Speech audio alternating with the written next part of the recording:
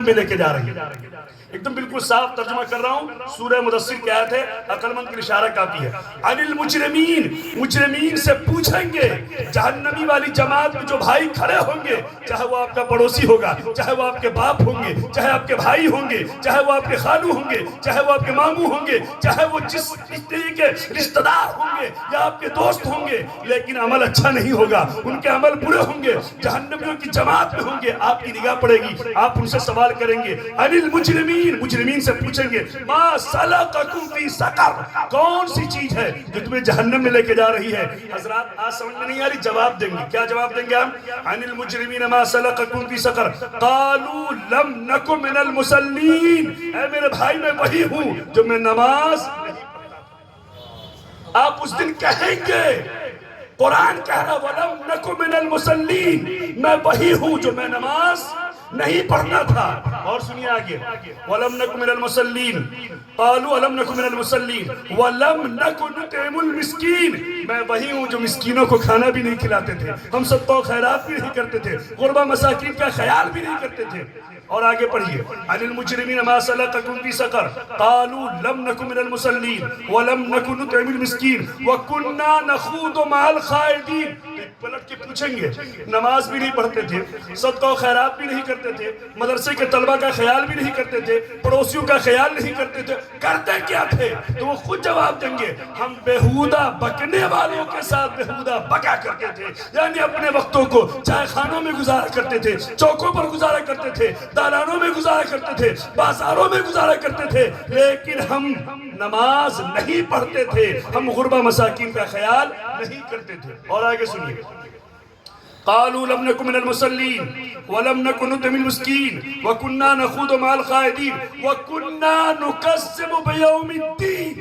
یہاں تک کہ ہم جو علماء بیان کرتے تھے ان کو جھٹلا دیا کرتے تھے.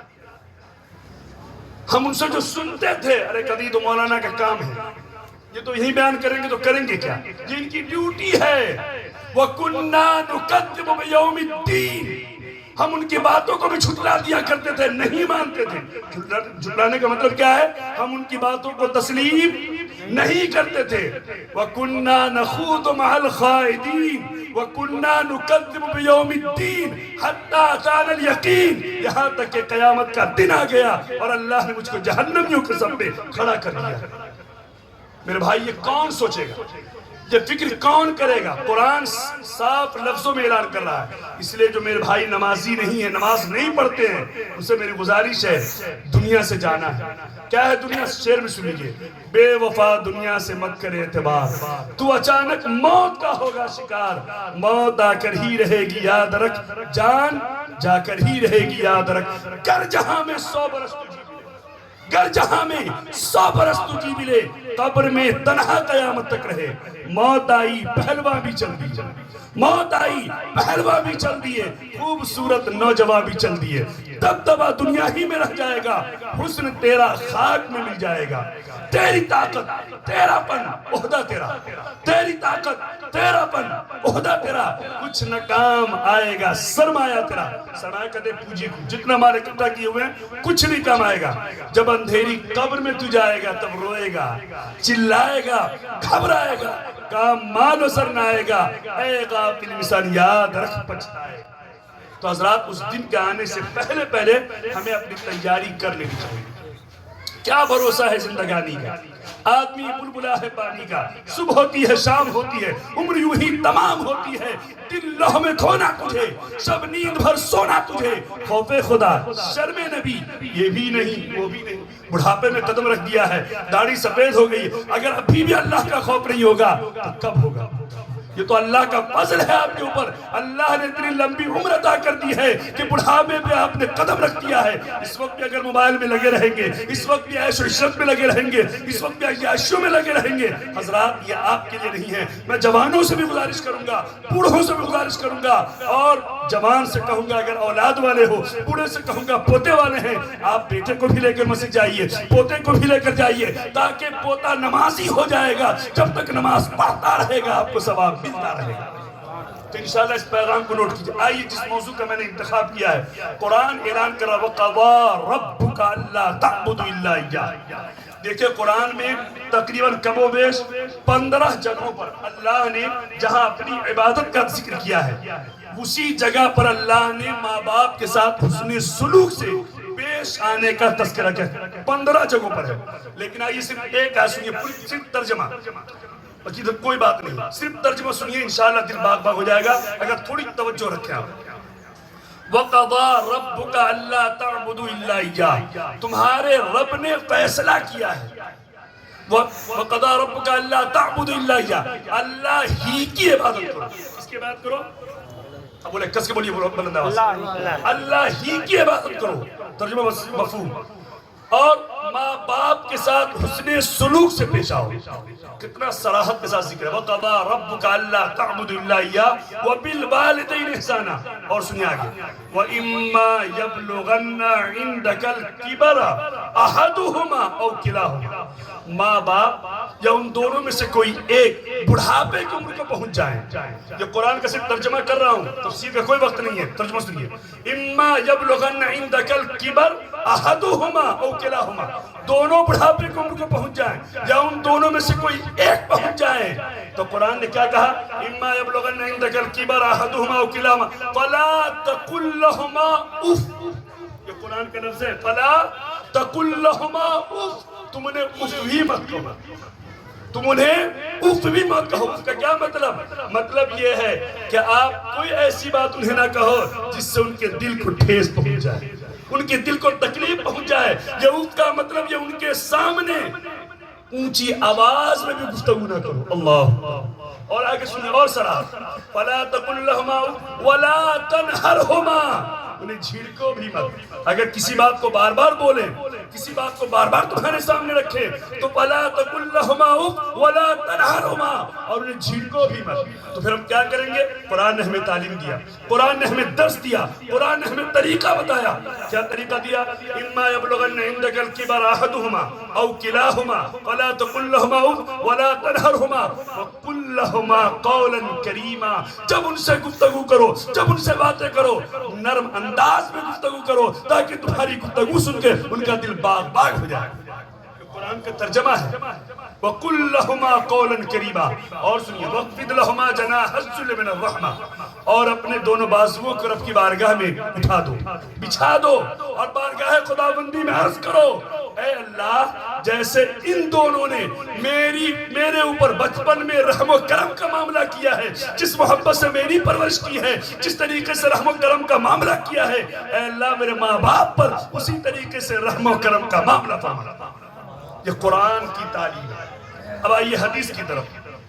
ہمارے آقا, سب کے آقا حضور اکرم نور مجسم سید عالم صلی اللہ علیہ وآلہ نے ارشاد فرمایا کہ جو اب فرما بردار بیٹا ماں باپ کو محبت بھری نگاہ سے ایک مرتبہ دیکھے, اللہ اسے ایک حج مقبول کا ثواب عطا فرمائے.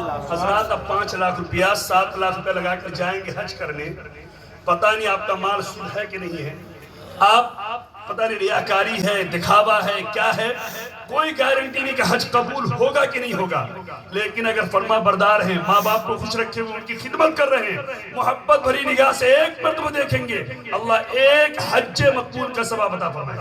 صحابہ نے پوچھا, یا رسول اللہ, اگر وہ محبت بھری نگاہ سے 100 مرتبہ دیکھے تب؟ صحابہ نے پوچھا تو میرے نبی نے منع نہیں فرمایا کہ اے صحابہ 100 حج کا ثواب نہیں, بلکہ میرے نبی نے ارشاد فرمایا, صحابہ سنو, اللہ اکبر واطیب, اللہ بہت بڑا ہے, وہ اپنے بندے کو چاہے گا 100 حج مقبول کا ثواب عطا فرمائے. سبحان اللہ, سبحان اللہ, بے شک. ماں باپ کا مقام دیکھیں, ان کا رتبہ دیکھیں, ان کی شان دیکھیں. اب آئیے, پھر اعتراض ہوتا ہے, کچھ لوگ کہتے ہیں ماں باپ ظلم کر رہے ہیں, ماں باپ ہمیں تکلیف دے رہے ہیں, چھوٹے بیٹا کو دیکھتے ہیں یا بڑے بیٹا کو دیکھتے ہیں, میری طرف توجہ نہیں ہے, میرے ساتھ ظلم کر رہے ہیں. سنیے, یہ صحابہ نے بھی سوال کیا تھا. صحابہ نے کیا سوال کیا؟ میرے آقا نے بیان فرمایا کہ جو لوگ ماں باپ کے حقوق ادا کرنے میں, حضرت ابن عباس اس کا راوی ہے, ماں باپ کے حقوق ادا کرنے میں اپنے رب کا نافرمان ہو, اپنے رب کی نافرمانی کر رہا ہو اور اسی حالت میں اس نے سب کر دیا, تو اس کے لیے جہنم کے دونوں دروازے کھول دیے جاتے ہیں. اگر ماں باپ میں سے کوئی ایک ہے، ایک کا انتقال ہو گیا ہے اور ماں باپ کے یا ان میں سے کسی ایک کے حق ادا کرنے میں وہ اپنے رب کا نافرمان ہے تو جہنم کے ایک دروازے کھول دیے جاتے ہیں۔ تو صحابہ نے کہا یا رسول اللہ اگر ماں باپ ظلم کریں تب؟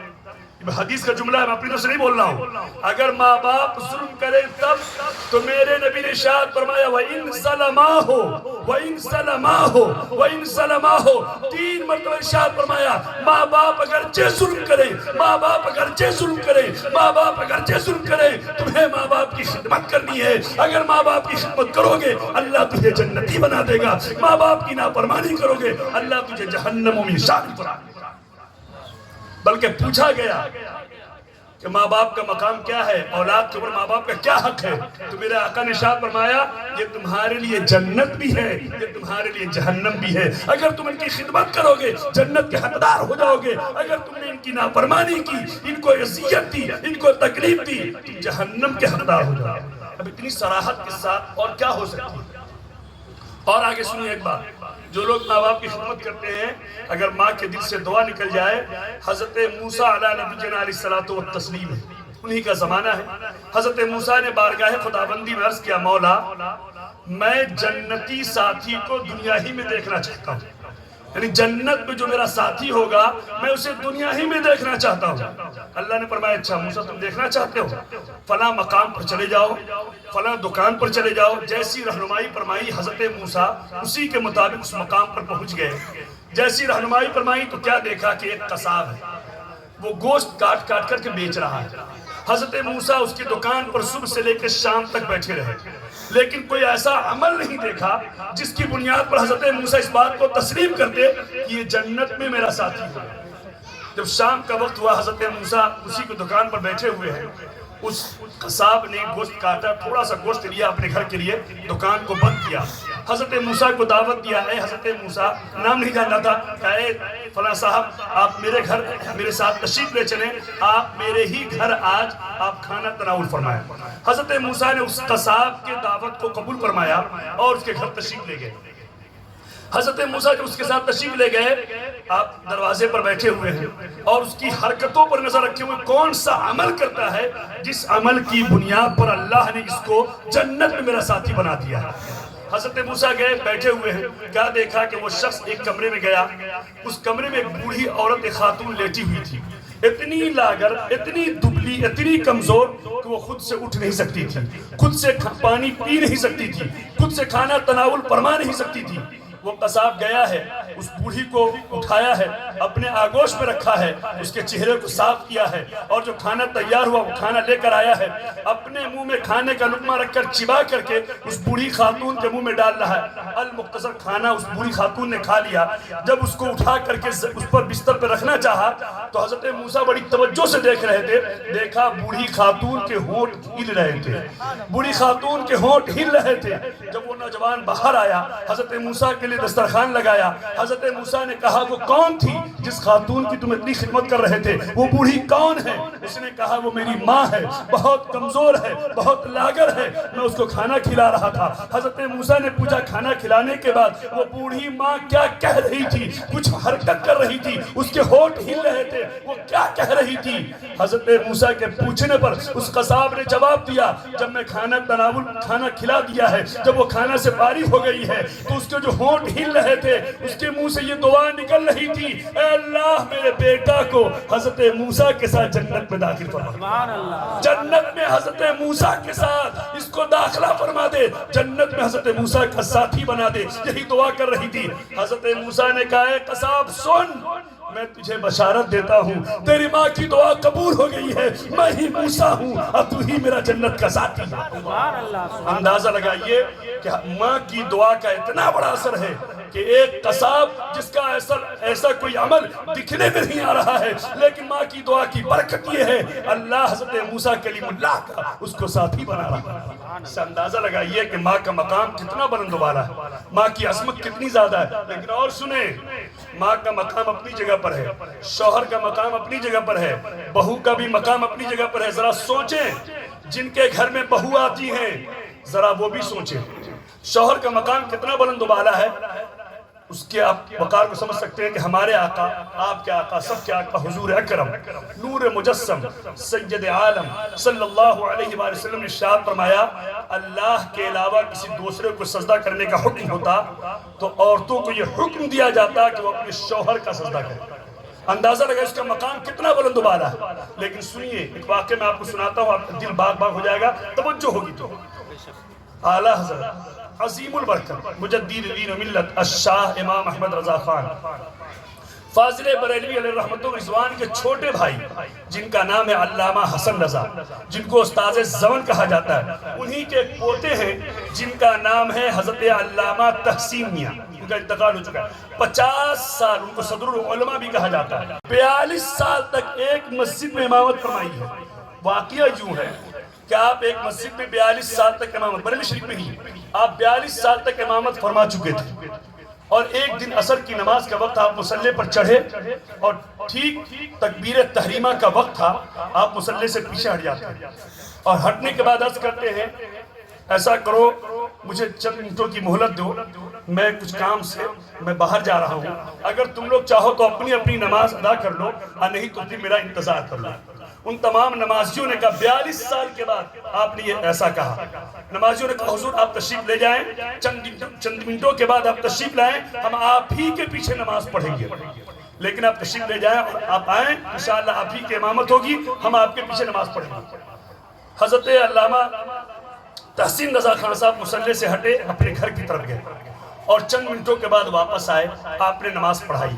جب نماز سے فارغ ہوئے، جملے کو نوٹ کیجئے گا، واقعہ سنا رہا ہوں، جب نماز سے فارغ ہوئے نمازیوں نے گھیر لیا حضرت، کہا حضرت آج سے پہلے کبھی یہ واقعہ رونما نہیں ہوا، کبھی آپ مصلی سے پیچھے نہیں ہٹے، کیا معاملہ تھا؟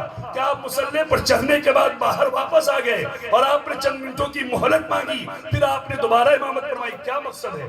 انہوں نے کہا میرے دل پر ایک بوجھ تھا۔ کہا کیا حضرت کیا بوجھ تھا؟ کہا اسی بوجھ کو میں ختم کرنے کے لیے اپنے گھر گیا تھا۔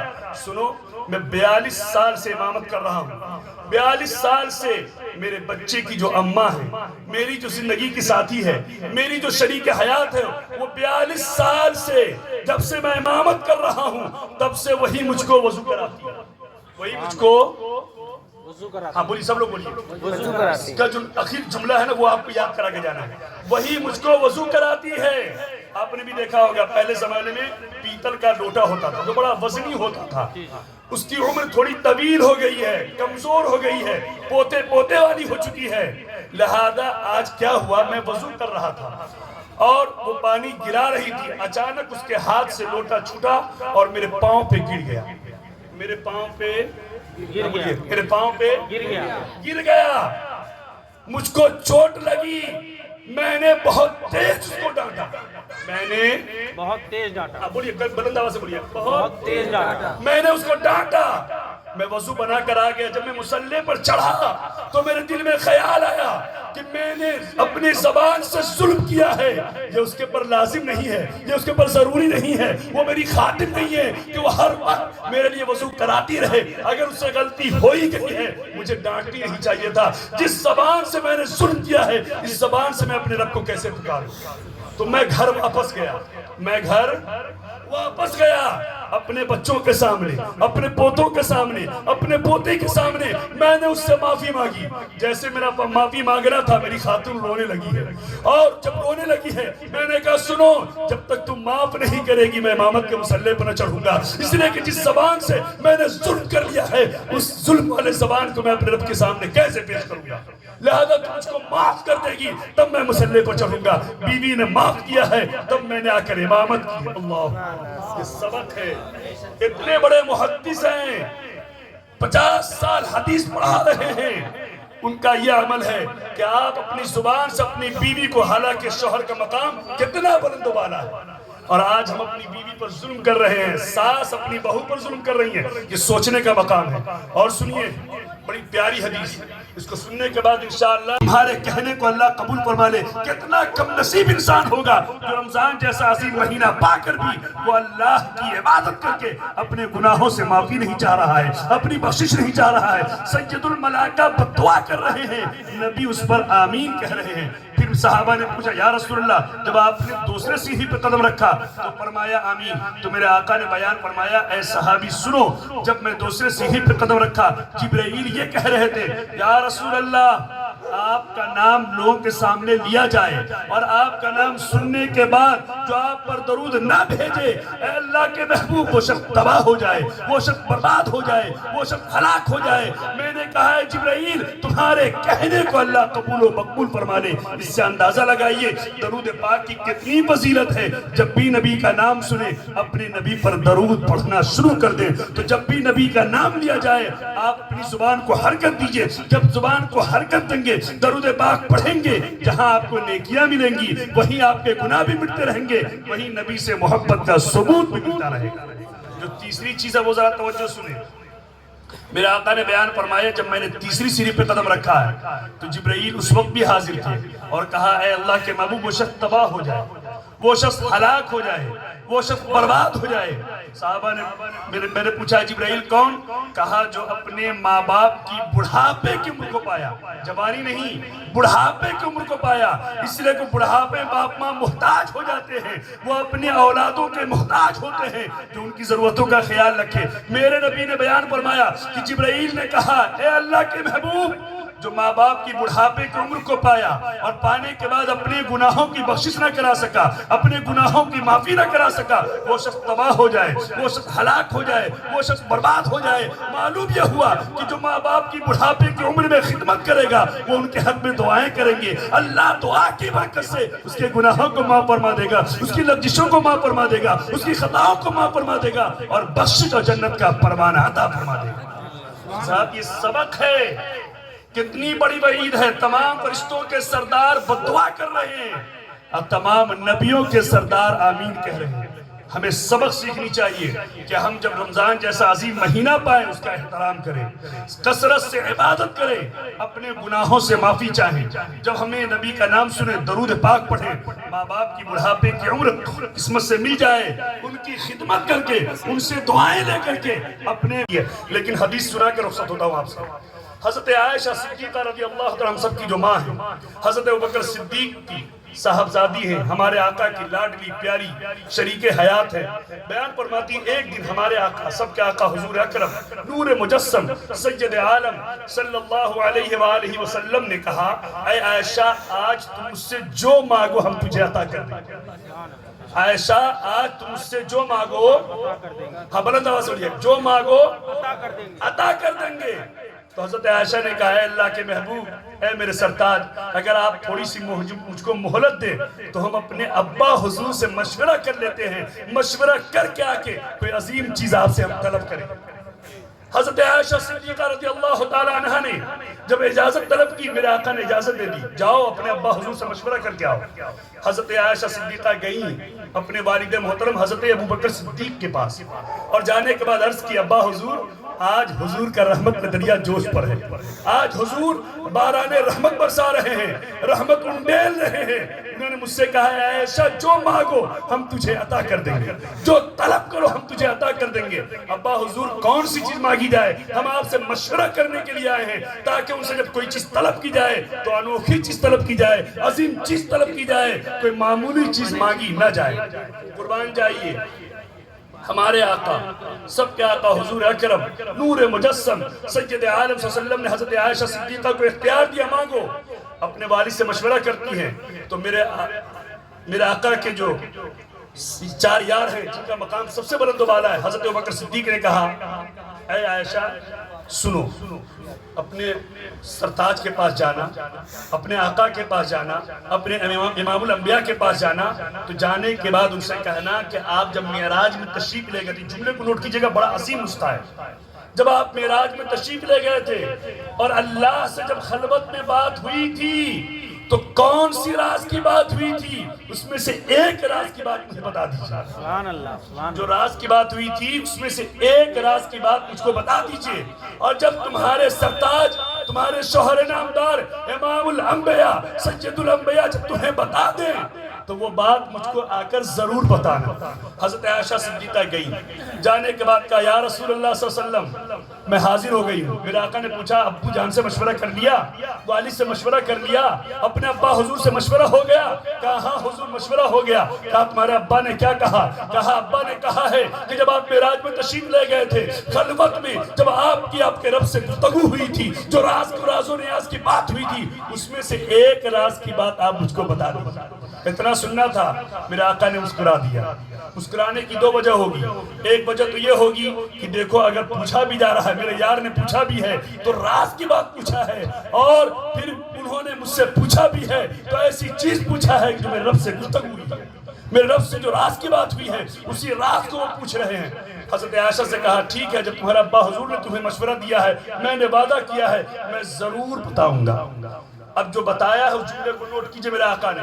حضرت عائشہ صدیقہ سے کہا اے عائشہ سنو، میرے رب نے مجھ سے کہا، جملے کو نوٹ کیجئے گا، اس پر گھنٹوں تقریر ہو سکتی ہے، پوری تقریر کا یہ محاصل ہے۔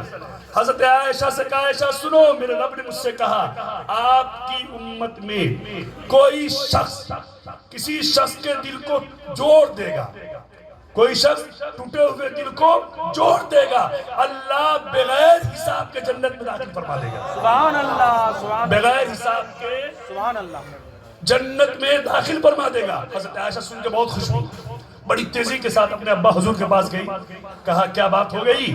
آقا نے مجدد سنا دیا؟ کہا ہاں۔ کیا سنایا؟ کہا آقا نے کہا ہے کہ راز و نیاز کی بات میں ایک بات یہ ہوئی تھی کہ اللہ نے مجھ سے وعدہ کیا ہے کہ اے محبوب تمہاری امت میں سے کوئی شخص بھی کسی شخص کے ٹوٹے ہوئے دل کو جوڑ دے گا تو مجھ پر لازم ہے بغیر حساب کے میں اس کو جنت میں داخل کروں گا۔ تو حضرت ابو بکر صدیق سننے کے بعد رونے لگے۔ کیا کیے؟ رونے لگے۔ نہیں سب لوگ بولیے، بات سب کو بولنا ہے، بس یہیں پر ختم کریں گے۔ سب لوگ رونے لگے۔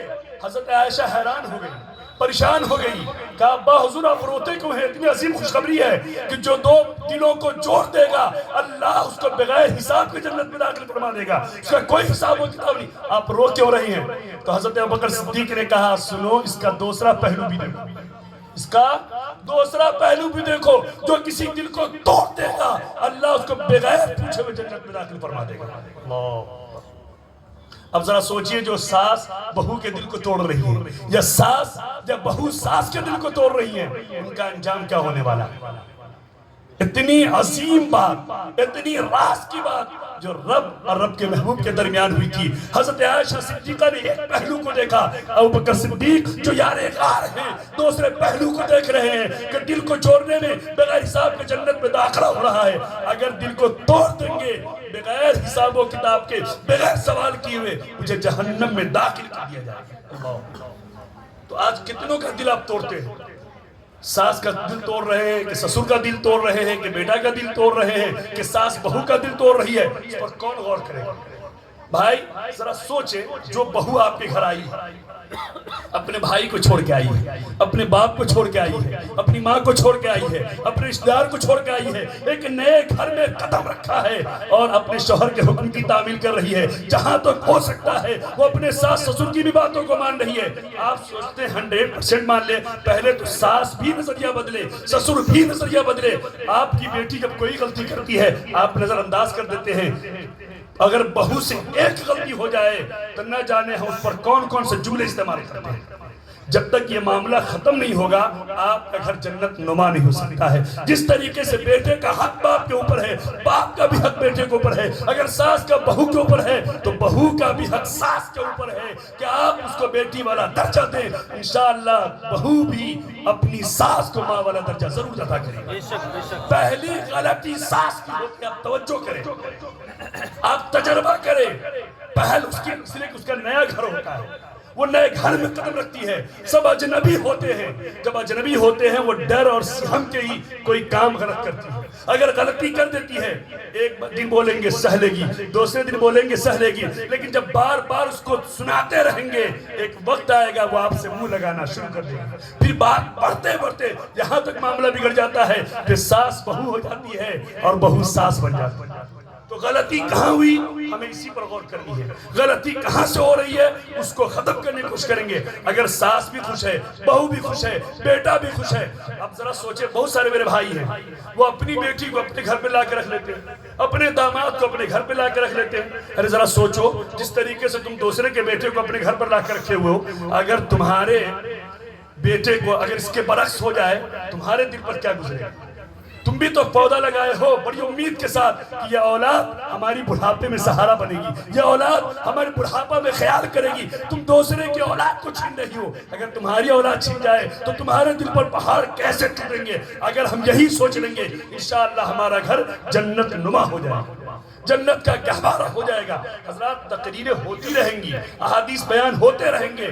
عملی زندگی کب ہوگی؟ جب ہم خود سوچیں گے, جب ہم خود غور کریں گے. اللہ فرماتا ہے ان اللہ لا یغیر ما بقوم حتی یغیروا ما بانفسہم. اللہ اس قوم کی حالت کو نہیں بدلتا ہے جس قوم کو خود بدلنے کی فکر نہیں ہوتی. تو آپ سوچیں گے کہ میرا گھر جنت نما ہو جائے, میرا گھر جنت کا گہوارہ ہو جائے. قسم واللہ کی جب آپ سوچیں گے آپ کی زندگی میں تبدیلی پیدا ہو جائے گی. آپ بہو کو وہی درجہ دیں جو آپ اپنی بیٹی کو دے رہے تھے. قسم واللہ کی وہ بہو آپ سے اتنا پیار کرے گی, اتنی محبت پیش کرے گی جو بیٹی بھی نہیں پیش نہیں کیا ہوگا. اس لیے کہ بیٹی یہ سمجھ رہی ہے باپ کا پیار میرے اوپر زیادہ ہے, لیکن بہو اس انداز سے کرے گی میرا سسر ہے, یہ میری ساس ہے, اگر میری تھوڑی غلطی ہو جائے گی یہ نظر انداز نہیں کر پائیں گے, لہذا وہ اور محبت پیش کرنے کی کوشش کیا کرتے ہیں. لیکن اس میں تھوڑا سا سمجھ سے, تھوڑی فکر سے, اچھی سوچ سے ہمیں قدم اٹھانا ہے. انشاءاللہ الرحمن میرا گھر جنت نما بن جائے گا. مولا کی بارگاہ میں دل کے عطا گہرائیوں سے دعا ہے کہ مالک کہتی کہ ہم تمام لوگ اپنا خاص فضل فرمائے, کرم فرمائے اور اس بابرکت محفل کو اپنی بارگاہ میں قبول و مقبول فرمائے. حضرات, میں معذرت کے ساتھ آپ سے گزارش کر رہا ہوں کہ مجھ کو ایک شادی میں جانا ہے, نکاح پڑھانے کا معاملہ ہے, اس لیے بڑی تیزی کے ساتھ میں نے آپ سے گفتگو کی ہے. مولا تبارک و تعالیٰ کی بارگاہ میں دعا ہے کہ ہمارے کہنے میں, آپ کی سننے میں کسی قسم کی کوئی کمی کوتاہی غلطی ہو گئی ہو, مولا کریم تمام کمی کوتاہی غلطیوں کو معاف فرمائے. وآخر دعوانا الحمدللہ.